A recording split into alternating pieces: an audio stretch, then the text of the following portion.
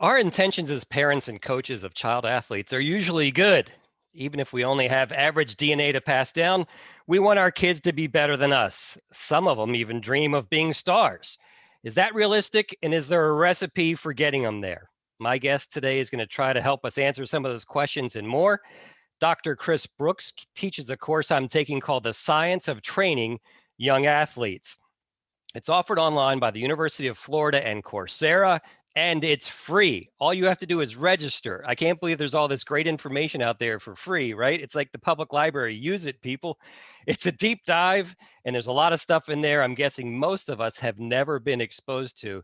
So you really learn a lot. Dr. Brooks is also the coaching science coordinator for USA Track and Field. So she has seen the top of the food chain. Dr. Brooks, welcome to the Youth Sports Experience. It's great to be here, Mark. I'm happy to talk to anybody who's coaching young athletes, because that's where it's all at. We don't have elite champions unless we have good young coaches of young athletes. So my Absolutely. pleasure. Yeah, I mean, you carry the title doctorate and you carry the title coach. I mean, both of those are pretty cool, right? Does one tug on your heartstrings any more than the other? Oh, not really. I've been around a long time, so you get, titles lose much of their significance. But right now, I'm not really coaching.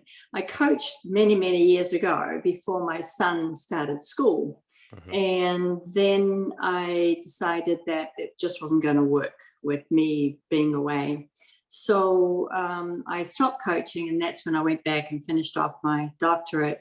And a few years ago, about 10 years ago, when I was looking at retiring, I decided I would get back into coaching, but I wasn't sure if I really wanted to get on the field anymore.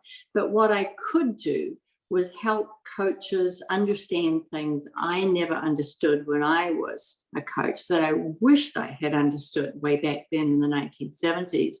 So I did, my level 1 and level 2 with USA Track and Field, and my teaching education, my teaching certificate with them, and did a few lectures, and they liked what I did, and the coaches loved what I did. So I finished up gradually doing more and more until I, basically took over the program. And it's great to be able to share the science in a way that coaches understand.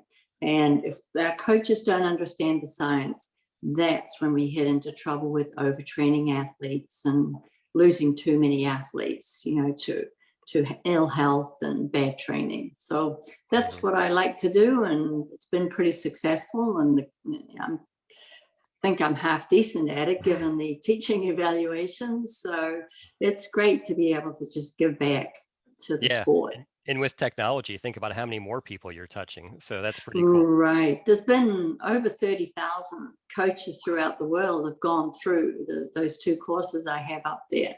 Mainly the first one. The first one basically touches on a lot of what parents want to know and beginning coaches want to know.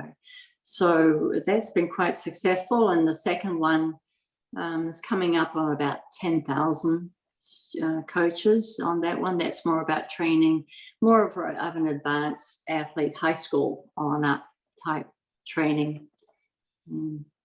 So I think it's really cool that you worked for USA Track and Field, because I'm going to take a wild guess and you weren't born in the United States. No, I wasn't. I was born in New Zealand. And actually it was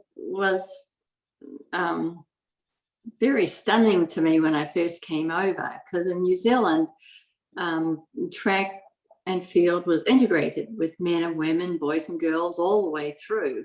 And I came over here, and of course, the women didn't even have a track and field program. I went to Penn State to the biomechanics lab, and actually got the only indoor track was in the men's gym, and I actually got thrown off that track because I wanted to do a workout when it was snowy outside. So we've come a long way since then. The women didn't have an indoor track. Much to my chagrin, I was escorted off that track, which I absolutely did not understand. And then it so happened that Title IX was coming in at that time, and they had to start a women's program at the women's track and field program at Penn State. And the dean knew that I had been in track and field when I was growing up and asked me if I would coach. And of course, I said yes, never having coached a minute in my life, although I did feel like I understood a lot of the science by then. But that's how I got into coaching, just by pure luck, really. Not many women made it through more than about 7, 8, 9 years. It was a tough time for female coaches and female athletes, actually. And then gradually because they started to integrate the program. About that time, I decided it was time for me to, to quit coaching and go back and get my doctorate and become a little bit more stable in terms of less travel for my son. And, just years went by, and all of a sudden I felt like I needed to get back and do something with the science that I've learned all those years. This is what I've been doing. I can thank you for helping blaze the trail, for female athletes, because clearly I'm living the benefit. My wife is a women's basketball coach at University of Maryland. So, you took some hits for the rest of us. So thank you. There were a couple of tough women who survived, and especially the women basketball coaches, but most of us decided, this is not worth it. So, go back, do something else. But it's come a long way, and I'm glad for the women that it's come. There's still a long way to go, I think. But we've certainly, at least the women get a shot at the university, and I think it's benefited all age groups now, even the young ones. Right. You're getting better coaching. Right. So the science of training young athletes. In my little introduction, I talked about, parents, we have great intentions. Is there a recipe for us to follow that can overcome our average DNA that we have to pass on? Well, you have to decide what you're in the sport, or what the kids are in the sport for. A lot of it is for good health, fun, enjoyment, all the things that kids like to do when they are going through those early ages, and giving them the physical literacy skills. So you really are not worried too much about whether they have the DNA. You don't know if they have the DNA or not until they're about, or at least through puberty. And then you can start to see if there is any potential there. Up to that point, the best thing a parent can do is to get everybody, even the slow, the late maturers, a chance to develop the skills that they need for a variety of sports. So when they get through puberty, they can get into the sport that they're most suited for.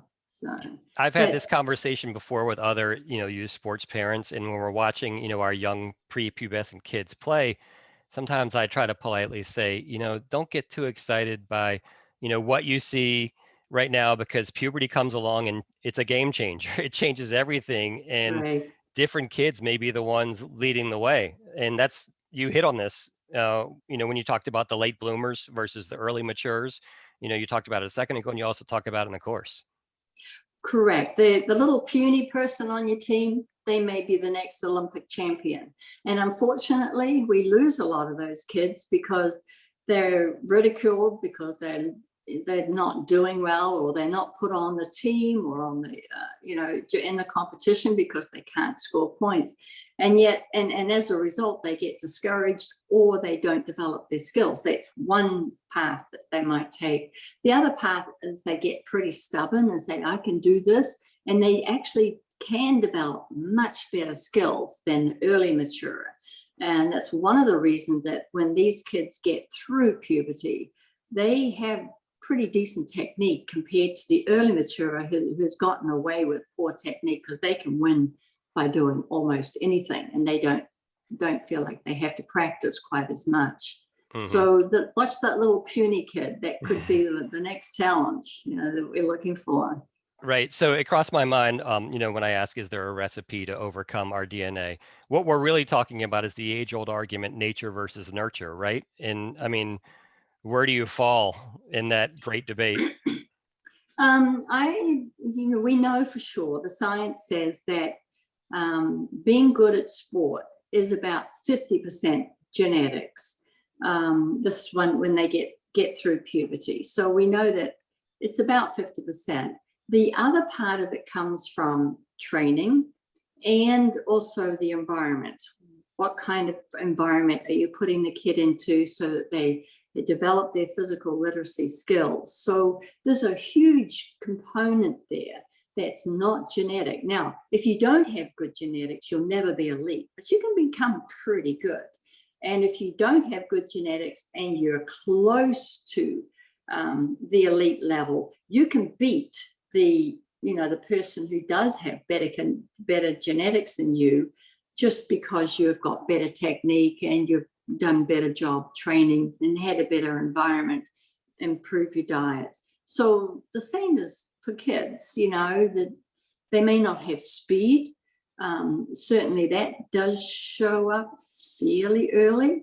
But there's distance, especially with track and field. You've got such a variety of sports, and there's such a tremendous variety of things. If you've got good coordination, basketball might be the sport for them, but you have to have the genetics there. Right. Is height. So you always run across genetics, but if you have a good rounded kid, they can find something to fit into as they develop. They've just got to be given those opportunities, really. And what I've learned in basketball just over the years now being married to a coach is, it's not only height, it's wingspan. And there are just some people with exceptionally long arms. And right. That is like a bonus to your height. Like you may be 6'2", but if your arms are like 6'8", you're even taller than 6'2". Right. And that's the case with swimmers. Mark Spitz was one that had tremendous, a really unusual body, short in the trunk, short in the legs, wide in the arms, So yeah, there's the unique physiques that certainly fit more sports than others, but because you can't be very tall to be a gymnast, you have to be a little teeny thing. So, but there are a lot of sports. Soccer is very much a medium build, a good combination of aerobic and speed. But you don't have to be good at everything for soccer. You just have to know how to kick a ball really well and have good ball control. And that is something that every kid can learn to some degree. Again, there is still the coordination component that is genetically based, but you can still come around, put a ball on their feet when they're pretty young, let them kick it around, and they will develop that coordination as they tend to grow. And as they go through puberty, you run into the problem of them losing their coordination, and it can become frustrating. That's where a lot of kids drop out there. And the parents become frustrated. What happened? The coach doesn't know what happened. But it's because the brain has to relearn everything, right. Relearn the coordination. But you just got to be patient. Let them go through. I think the lingo today with kids in video games, they call it a cheat code, where, you get this code and then all of a sudden you can win the game. But that doesn't really exist so far, right, in training young athletes. But you do address in the course something called long-term athletic development. Can you briefly give me a summation of that? Correct. The idea of, there's a couple of things. Let me address the other thing that you touched upon is the nature versus nurture. And there's this 10,000 hour rule, where some researcher, Erickson, came up and said, well, just practice for 10,000 hours and anybody can be a champion. Well, that's not true either. We do know that there's a lot of practice. So that's the nature versus nurture argument. People that have practiced golf and paid a fortune to get golf lessons, and still they're not very good at golf. They're good, but not where they ought to be if that was the truth. So that's one side of it. But this long-term athlete development side was to look at taking athletes in a systematic way through to the point in their life, which is around about 15 for track and field. I'm not sure what it is for basketball or some of the other sports, but for track and field, it's about 15 years of age when they can start specializing. And so you divide their development up into pre-12, which is where the brain is still developing. It develops fully by 12 years of age, and they can learn all kinds of skills. I mean, you being in basketball know kids that can do amazing things with a ball, dribbling between their legs and around, and they're like little butterflies with a ball. So they can do that. Gymnasts can learn amazing skills before 12. So that's because of the brain. What lags behind is the body. It lags way behind the brain. And evolution, from an evolution point of view, we needed to develop our brain really quick. And that's the reason that it evolves very, very quickly, so we can survive in our harsh environment back in the very ancient days. And then the idea is up to that point, make sure that they're physically literate. They should be able to kick and throw and hit and run and jump and skip and hop. All the things that you and I did as a kid, just through natural play. Would go down to the beach, in my case, and lay out a hopscotch thing right on the sand and play hopscotch for hours. And that was hopping and jumping and twisting and turning. And that developed those coordination skills. So the kids are not getting the wide variety anymore. They're getting a lot of this. I was watching my grandson play whatever this Minecraft game was, and it was all thumbs. Certainly they have to think, at least in that game. I think, I don't know. I don't understand. I feel your pain. It's too complicated for me. But they're not, you have to harp on them. He's been restricted to a certain time on the computer to force him to go out and do other things, but if they don't do that, they don't develop a good, what we call physical literacy. They have to be able to do that. If they don't have good physical literacy by the time they're 12, they are forever behind the 8 ball when it comes to trying to be good in sports. And as well, nowadays, they tend to put on weight if they're not out there playing for many, many hours. So that's the first component. Then there is a component they call, that teaching them how to train. And these kids might be on traveling teams or have a sport in the summer and a sport in the winter that they will do, and they're in the competitive environment. It's supposed to be fun. They're supposed to be learning how to train in that stage. And then there is the next stage where they're learning how to compete, and you start introducing the psychology of competing and dealing with emotions. And so by the time they're 15, they're ready to start specializing in their sport and learning the nuances of that sport. But the problem is that 15 segment is now being moved way, way down, way too young. Now it works for some. Tiger Woods, for example, did sport from the time he was a little tiny thing, but he's got back problems and he's had all kinds of operations, and they have a lot of them have mental issues because they've had no childhood. So the child who is so-called prodigy gives up a lot, and not very, very small, tiny fraction make it through.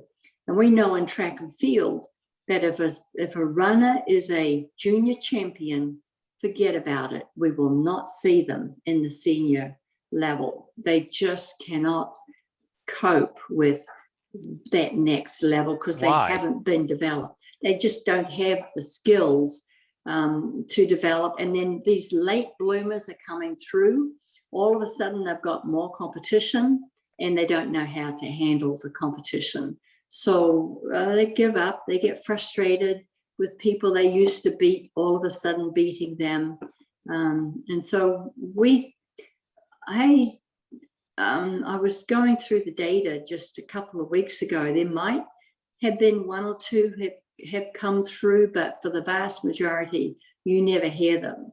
hear about them. And the ones that have come through have done lots of sports, you know, and then at 15, they've found that, oh yeah, I'm really good at triple jumping, or I'm really good at distance running. I loved, you know, I've got good lungs in it. And they start to have some success. And so that's when they develop their skills. So in that case, it's like their previous years in their life were really preparing them for that event or that time to some extent. I mean, in addition to their anatomy and just how they're built. So they didn't even know they were working towards this goal, but they did. So if you were to take a 5-year-old kid and tell parents, you know, these are the sports that he or she should play to allow them to develop all these systems to be well-rounded when they get to 12 or 13 or 15, what sports would you pick for a young kid? Yeah, that's a really hard question, because a lot of it goes down to what are their friends doing, what is available to them. You know, some of the sports like ice hockey is very, very expensive, but the key is, do they love it? You know, if they don't love it, then they're not going to do it. And then to make sure that it's a different sport, like having a throwing sport in one season and a leg sport in another season. And, you know, if you have a third season, maybe a combination of the two, but just let them pick the sports that they love, let them get out and play. And you'll find that they will develop themselves in a lot of cases. And if you're a coach in that sport that they have to be in at 5 and 6, you're just going to be working on physical literacy skills. But if you're a coach of 7, 8, 9, 12-year age group, then your job is to make sure that you don't overtrain them, that you teach them the skills that they need, that they love the sport, that you're not bullying them. You know, there's all kinds of new coaching rules now that a coach cannot get away with, the things that they used to do, you know, this bullying and harassing. That does nothing to help the kid feel like they are really important. And you've got to teach them how to learn to accept the fact that they may not be good now, but let's figure out, you know, just keep at it, and who knows what's going to happen in the future. So it's just the constant encouragement that you need to work on to keep them feeling good about themselves. Yeah. You know, a lot of us dads, even when our kids are like 7, we tend to get over competitive. Right. It gets a little overboard. Yeah, if the parents weren't around, the kids would be just fine. There's no question about that. My son coaches my grandson's hockey team, and I made him go through my course before he started that, because I said, you know, you could finish up ruining these kids, especially your own son, because my grandson looks like quite a bit of talent. Now, who knows what's going to happen, but he's got good coordination for somebody who's 10 years of age, you know, which you would expect if the kid has had good balanced physical literacy. But my granddaughter, on the other hand, is much slower to pick up things. It doesn't mean to say she can't find a sport that's going to fit for her. You just don't know what it is. So you just got to keep them going. The problem is that they keep putting her and my grandson together, which I think is convenient. It's convenient. And, you know, it's just, only got a certain amount of time as a parent. Yep. Whereas they gave her a selection of a sport. She selected horseback riding, and she's a natural at that. The horse responds to her, whereas my grandson tries to bully the horse, and the horse doesn't like him at all, you know. So she's just got a different temperament that the horse picks up on, and he doesn't. He's better off smacking an ice hockey stick and out there, you know, running and doing the other things that require more brute force. But so it's a matter of and they did a good thing with him. They put them both in horseback riding, and she can see, I have I am better at something than what he is. She's 12 and he's 10. So she feels really good that she's a natural horseback rider, but not necessarily a natural ice hockey player. So and she loves horseback riding, although she says she loves ice hockey, but she's much prefers horseback riding. So there's always something out there. Now, of course, those are two expensive sports, and a lot of your parents will say, well, wait a minute, that's expensive. But there are other, these other kind of combinations that you can play around with. Baseball is out there, or T-ball, or whatever it's called. I still haven't picked up on all those American names. Soccer is a great sport. In Down Under, they have what's called touch rugby. That's a great sport for kids. They learn the dodging. They don't tackle. They just pull out a handkerchief, and then they stop and they restart from there. So anything, that the kids enjoy, that got fun, that gives them a chance to develop and learn their coordination under 12, will set them into good stead for later on.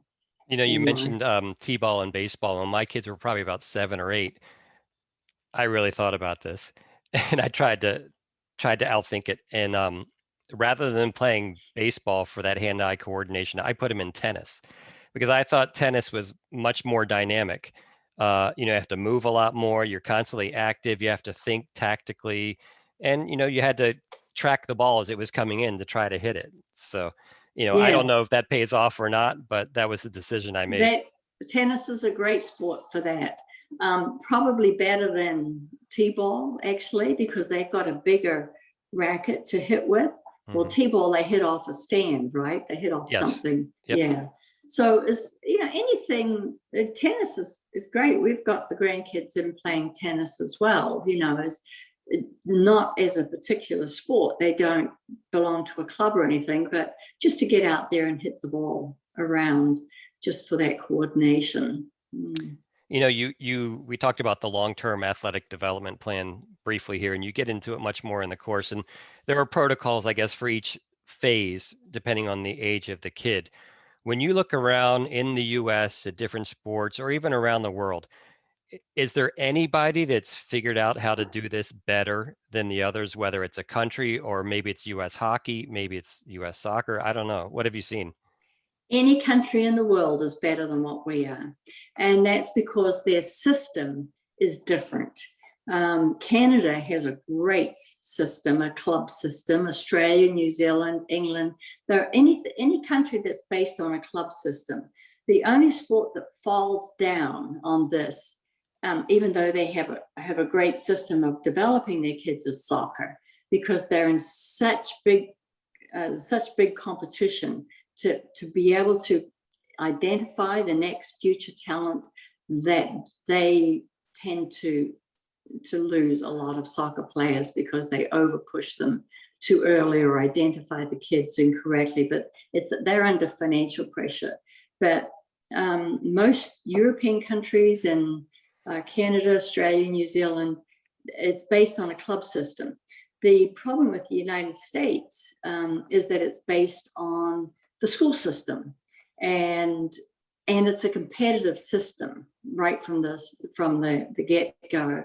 So it's the coaches in those systems in their high school and college system are selected based on their ability to win and produce teams.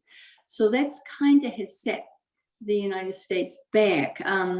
Soccer in this country has a long-term athlete development. Hockey does, ice hockey. I think field hockey does too. Archery, I know I work with archery. They are trying to develop. So this track and field doesn't, even though I'm involved with them, although the USOC does, that they try to get other sports to kind of adopt and adapt for their sport. So there is some push to develop these long-term athlete development programs in this country, but we're a bit behind just by the nature of the way we're set up. We do have a club system where that works quite well, in the city areas and for kids just learning how to play baseball, and sports that are looking to try and get kids introduced to the sport young. I know gridiron or American football is losing football players just because of the head injuries. Soccer ran into that trouble too. So everybody's trying to address it, but it's tough to implement, as I discovered working with USA Track and Field. Having now lived it as a dad, seeing youth basketball and youth soccer, even though globally we're much more dominant in basketball, soccer actually has a much better plan for kids when I compare the two. Soccer, they believe in shrinking the number of players at younger ages, whereas basketball, you largely still see 5 little kids against 5 odd little kids. It's a jumbled mess out there. There's no room to operate. It doesn't allow most of the kids to touch the ball, whereas in soccer, they reduce it. I think you start off maybe 4-on-4 with no goalie. So each kid has to touch the ball more. It's on a smaller field. Basketball is a little bit more like the Wild West in this country, and it's almost like Darwinian, who rises to the top rather than having an actual structure. Yeah, I don't know about the structure of basketball. I do know soccer has a good structure. It's based on the European structure, and ice hockey basically has picked up on that one too. And I only know about that because my grandchildren are involved in that. But yeah, soccer has done a great job. Part of it is because the field is so big that a kid cannot touch the ball enough if they play them on these big fields. So they've had the skill of kicking a ball and maneuvering a ball is so crucial to soccer. They had to shrink it down so that a kid is forced to touch that ball many times in practice. But if you just throw them on a field, only a handful of the better athletes will get to have a good practice. So yeah, soccer, you're right. I don't know where basketball has come down on this. But USA Basketball has tried to create a curriculum, but there's just not as much formal structure in the youth basketball world as there is in the US youth soccer world, even with coaching licenses and things like that. Yeah, coaching licenses are a bit hit and miss as they kind of go. But the intentions are good. yeah, it's better to have something than nothing. Right. But yeah, I think it'll come because it's going to have to come. We can't afford to be losing kids to obesity, which is what we're doing right now. If they in video games and all this other stuff that's going on in our young child's world.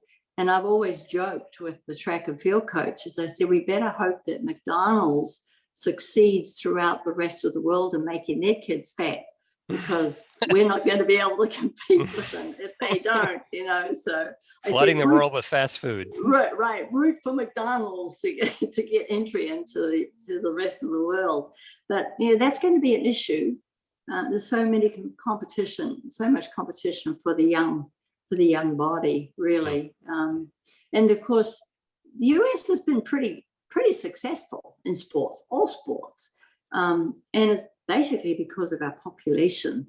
You can ruin a lot of kids and just need that small handful to go through, because you're competing on the international level with just a small portion of the population, very tiny portion. Whereas if you're a small country like New Zealand and Australia, which is a little bit larger, you really have to work hard to get sufficient kids through to be competitive at the elite level. We are now entering we are in the era of knowing the human gene code and attempting to guess a lot of things based on DNA. Are we going to now see genetically manipulated babies for athletic purposes, or are we going to get a reading of our infants DNA, and then they're going to tell us right there in the hospital, well, your son or daughter is built for this sport, that sport, and another sport. So this is what sports they should play. It could end up that way, not that young. That takes a while for their body to basically settle down. So maybe by 5 or 6, you could see that. But I read a really interesting scenario. We know that the type of training an athlete does or a young person does changes the fiber types. We don't know a lot about it, but we do know that, the so-called fast and slow fiber types can be changed through training. And the argument was, well, if we know this, then what is to stop some country from going in and manipulating the number of fiber types that they know are necessary for that sport? For example, we know a sprinter needs a whole bunch of these very, very fast fibers. And we know from training how to train them, or at least we have some suspicions of how to train those. And the argument was, well, it said, okay, so let's say somebody goes in and is able to genetically change the fiber types to a sprinter, to the sprint fiber type. I think they call this epigenetics, right? Yes. Yeah. So let's assume that can happen. Okay, so that sprinter has had their fiber types altered. Now that sprinter goes and does an all-out sprint. What about the bones? What about the ligaments? What about the rest of the body that has to support this new fiber distribution? That athlete who's been genetically altered like that will destroy themselves, will blow themselves up basically with destruction. They'll either break bones or pull ligaments. So they're going to have to learn a lot about how to make sure the entire body is adjusted. They can't just work on one thing, and that's a ways off. But there has been discussions about this, changing enzymes, changing whatever else they need, changing the size of the person. They can change the size of the person now, but what the consequences are, we're not sure about that. And right now it's basically illegal to do anything that's artificial, an artificial change of the body in any way. Yeah, I think the closest I can think of off the top of my head was Yao Ming, the Chinese basketball player, who I believe they basically had, one of the tallest Chinese female players and one of the tallest Chinese male players. They got together, I think maybe they got married. I don't know. They had a baby, and it's Yao Ming, and he's gigantic, and he actually made it to the NBA. Totally legal, and that doing it that way, because there are chances are that wouldn't happen too. But no, that has always happened, where athletes have always married other athletes. And so you see the kids, chances of kids coming through and being good athletes are much higher. That's just natural selection, just because those are the people that have come in close contact with. But, country can do that. And what are you going to do to stop it? Really, that's natural what evidence selection. Is there, I mean, how will we ever even know? So right. Yeah, well, so for now we can't turn on and turn off certain chromosomes, right? So we have to rely on other stuff. Well, we can, but it's not to anybody's advantage at this point. Now there are cases where there's natural mutations of genes where muscle doesn't muscle is always replenishing itself and renewing itself, and then some protein is withered away and replaced with other protein. There is a genetic mutation that allows the person to become really muscular. And you see some kids who are very muscular have this mutation. And it's just because they've got this gene that does not, that the protein just disintegrates much more slowly, so they're able to build more protein. And there's the odd case of that in sports that we know about. We know that some women have naturally higher testosterone than others and are still 100% female. And a lot of, not, but some track and field athletes have a higher, females have a higher testosterone. So that's all natural. That can be manipulated. So this whole argument right now of transgender and do you let transgender athletes compete or not compete?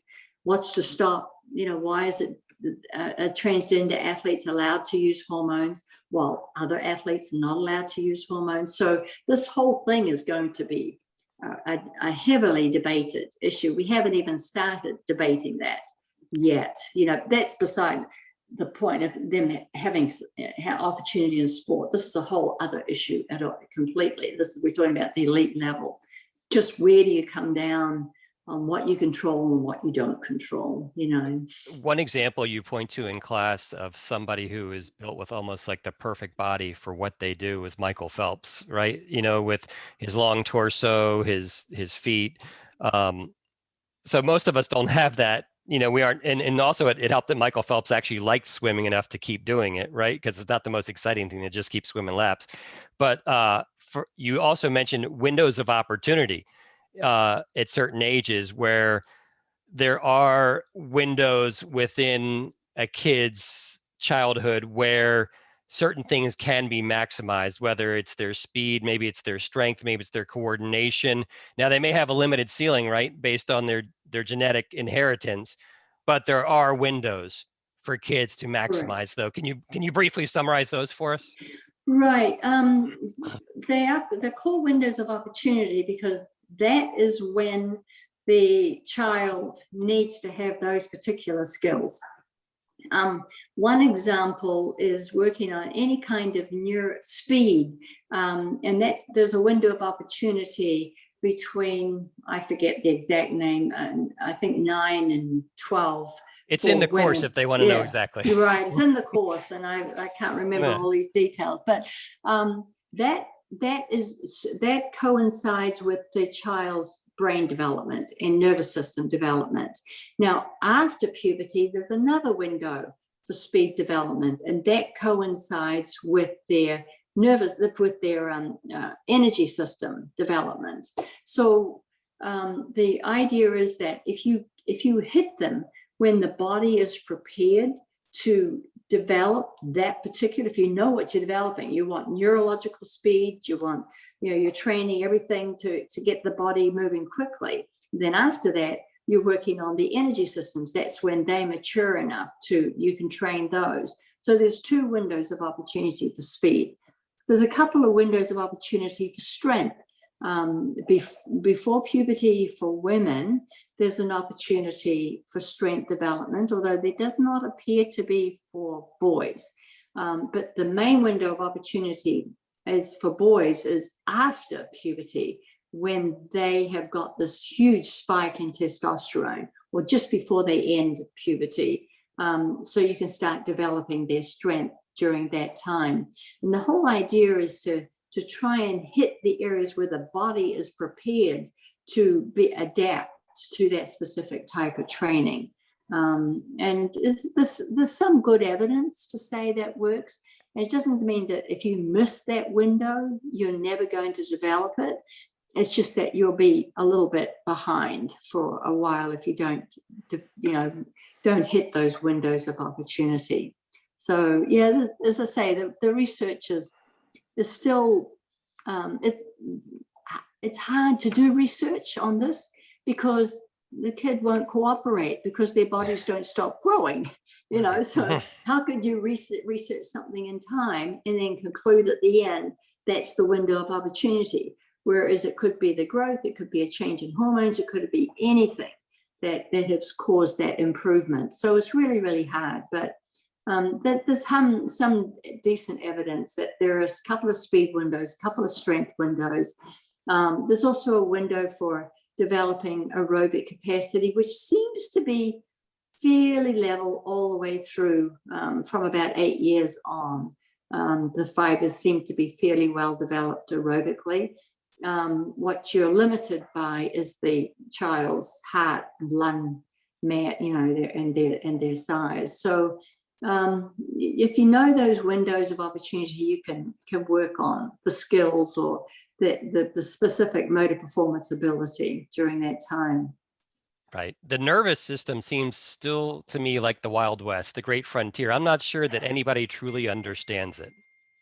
No, and especially I keep coming back to sprinting. We used to think that sprinting was 100% genetic. Just line them up, let them sprint, and the fastest will come out. Doesn't matter what age they are. That's not necessarily true. First off, you've got that nervous system development under 12 years of age.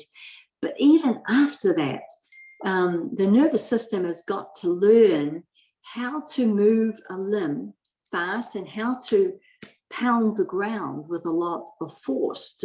So there's a lot we do not know, and we do know that sprinting is more nervous system controlled than it might be. I mean, genetics is there than anything else, but certainly the nervous system for any kind of speed, but any kind of coordination, anything. I've even thought dancing, people that dance, seemingly well, probably it's a neural thing, right? I mean, they're just, maybe they have more neural connections from the muscles to the brain, and it's just getting there faster and more accurately.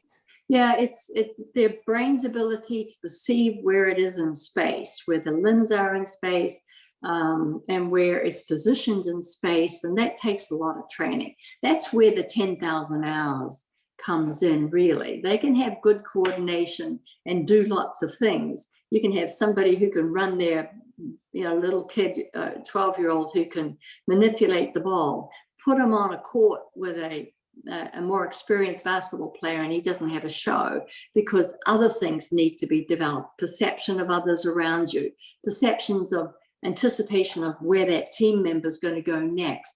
How do you read the body part of that team member? So there's a lot more that goes into developing beyond just simple coordination, the perception, anticipation skills, all that side of it, all controlled by the brain, that need to be developed as well. And this is where these small-sided games for soccer you were talking about come in, because it puts the kid in a constant position where they have to start learning about what the other people are going to do.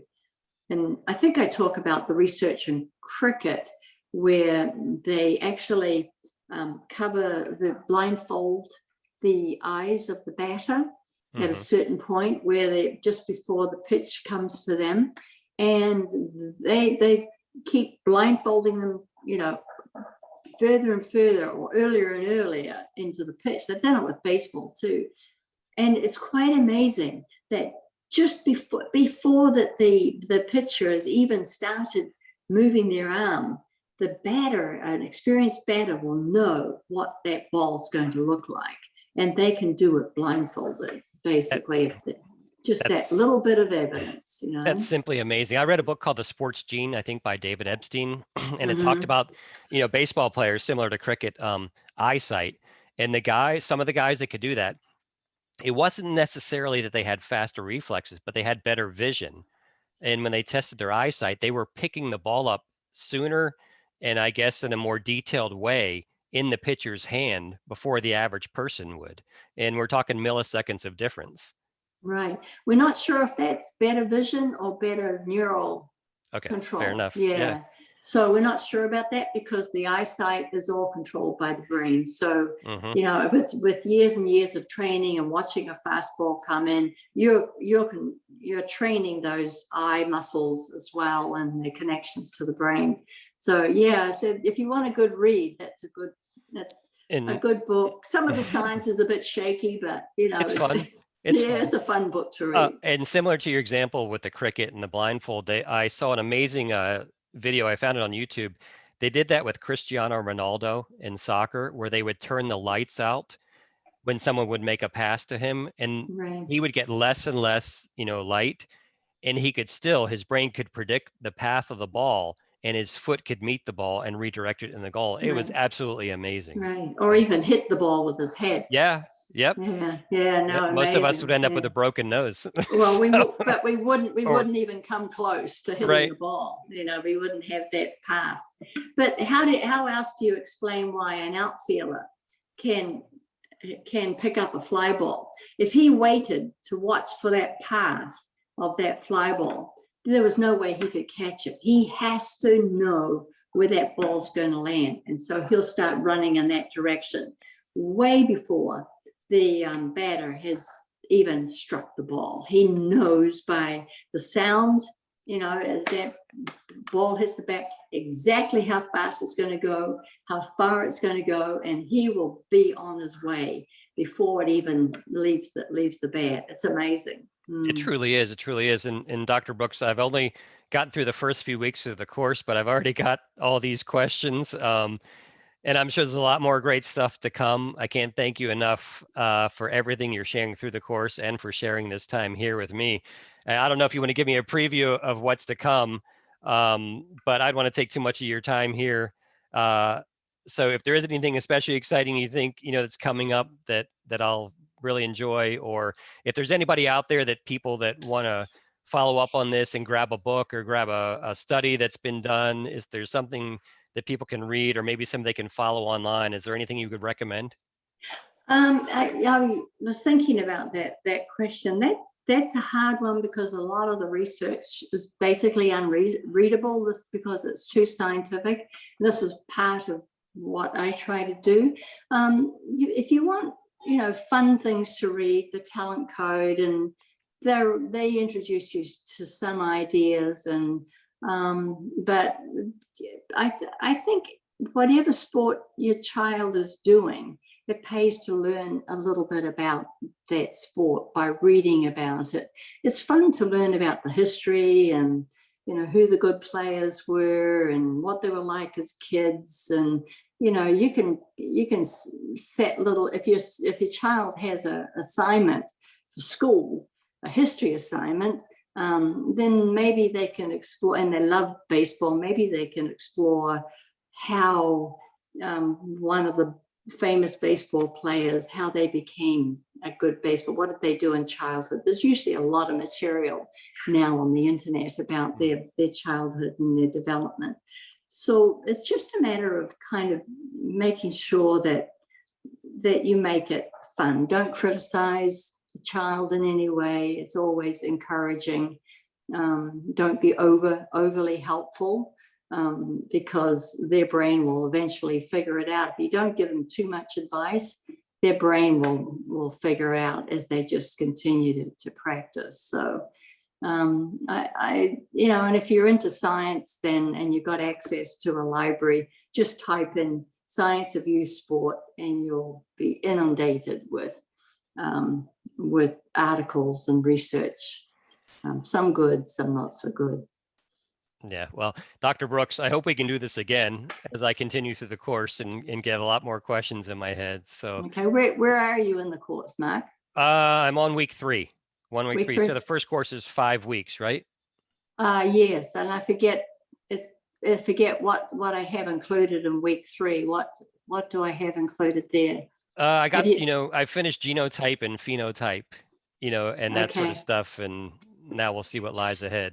So you've got to get. I'll talk a lot about neurological development of coordination, development of flexibility. So all that is to come. Yeah. So you've got some pretty interesting stuff to go through. Very cool. I'm going to go make my kids stretch right now. Okay. Thank you very much, Dr. Brooks. I hope you enjoy the rest of the day, and thanks for hanging out with me. Well, my pleasure, and I hope it's been useful to you. It has, absolutely. I think people will enjoy this. Thanks a lot. Okay, great. All right. Yeah. Okay. Bye-bye. Bye-bye. Bye.